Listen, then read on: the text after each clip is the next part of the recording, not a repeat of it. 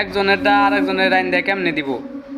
দেখেন সকালবেলা 6টা বাজে উঠার 5:30 বাজে উঠা ডিউটি যা লাগে, আবার আইসে নেয়া দেখেন যে টুপ গোসল করে তারপরে হয়েছে রান্নাবাড়ি করতে করতে সময় জায়গা, যে কারণে মানে একজন আরেকজনের হেল্প করতে পারে না। তে কোম্পানি থেকে ওরা বলছে যে দেখ আমার মানে হাতটা একটু সমস্যা, তে আমার এই কিছুদিনের জন্য ছুটি দে।